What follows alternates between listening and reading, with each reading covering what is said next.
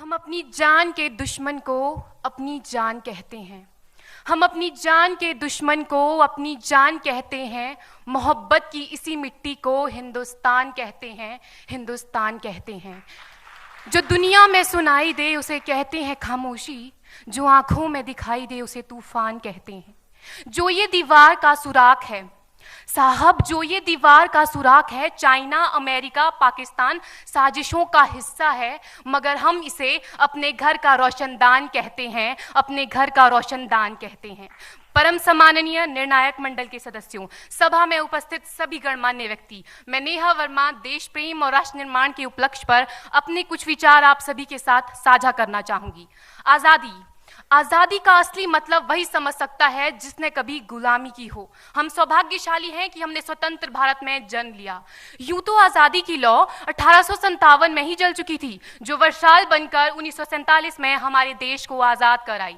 प्राचीन, मध्यकालीन और वर्तमान भारत के उदाहरणों से स्पष्ट करना चाहूंगी कि जब हम फिरंगियों के फेरे में फंस गए थे तो रंग दे बसंती चोला की एक आवाज पर टोलों के टोले उमड़ आते थे और उनके वंदे मातरम के नारों से खून में आने वाला 5-5 डिग्री का तूफान अंग्रेजी शासकों की जड़ों में तूफान ला देता था।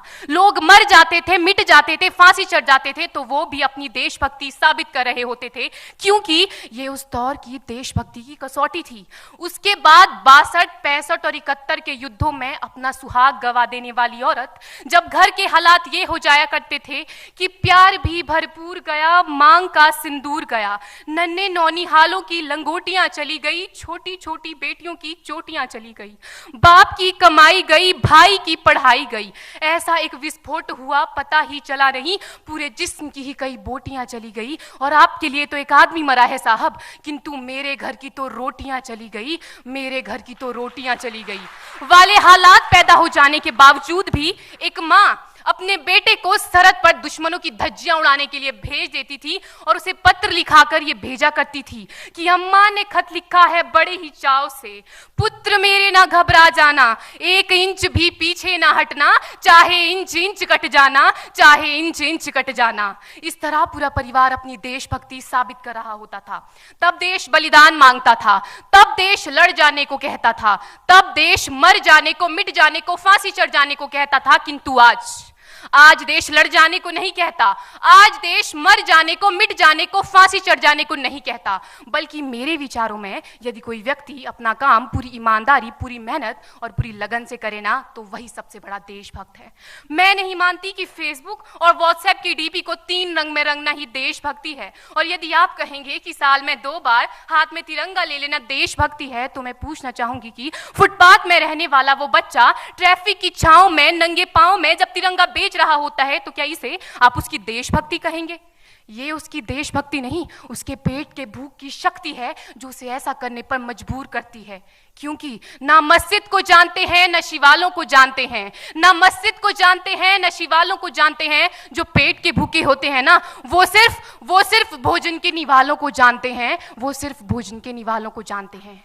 अपने परिवार, अपने समाज, अपने देश के लिए समर्पण का भाव है देशभक्ति। और हर देशद्रोही के जीवन में आने वाला तूफान है हमारी सच्ची देशभक्ति, ताकि हर देशद्रोही ये समझ सके कि अगर तू परिंदा है तो ये आसमान तेरा है, अगर तू दरिंदा है तो ये शमशान तेरा है, भाईचारे से रहना है तो रह इस जमीन पर, वरना ये कब्र भी तेरी है और यही कब्रिस्तान तेरा है और यही कब्रिस्तान तेरा है। लेकिन एक देशद्रोही से ज्यादा देशभक्ति तब आहत होती है जब एक बेटा अपने बूढ़े माँ बाप को वृद्धाश्रम की चौखट पर छोड़ आता है। करा उठती है वो देशभक्ति जब मुसीबत में फंसे लोगों की जान बचाने से ज्यादा हम सेल्फी लेकर अपने लाइक बढ़ाने में लगे रहते हैं।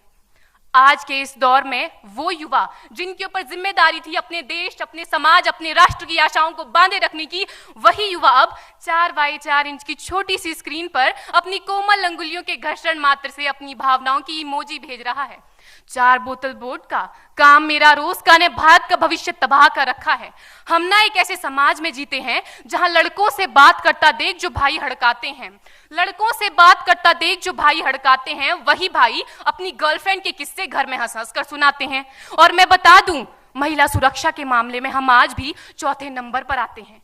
हम ना एक ऐसे समाज में जीते हैं जहां पत्थर की मूरत को लगते हैं 56 भोग और भूखे नंगे तड़पते सो जाते हैं लोग, भूखे नंगे तड़पते सो जाते हैं लोग। मजदूर को मजदूर समझिए, मजबूर नहीं।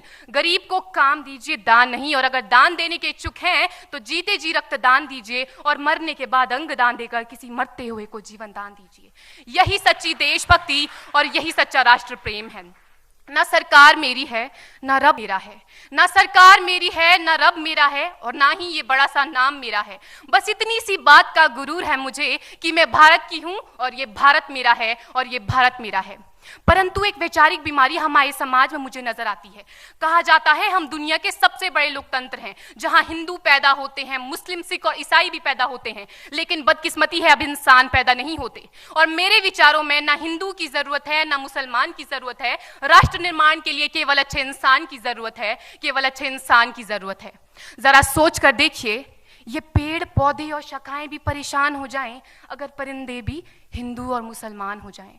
एक शैक्षणिक बीमारी भी हमारे समाज में मुझे नजर आती है, और बड़े ही आश्चर्य की बात है जिस देश ने पूरी दुनिया को तक्षशिला और नालंदा देकर के विश्वविद्यालय शिक्षा की बुनियाद रखी, आज विश्व के 100 सर्वश्रेष्ठ विश्वविद्यालयों में हमारा एक भी विश्वविद्यालय खड़ा नहीं हो पाता। जहां एक और हमारे पास IIT, IIM और NIT जैसे शिक्षण संस्थान हैं, तो वहीं दूसरी ओर इस देश के गरीबों को बेरोजगारी की जमात में खड़ा करने के लिए उनके हाथ में सर्व शिक्षा अभियान का झुंझुना पकड़ा दिया जाता है।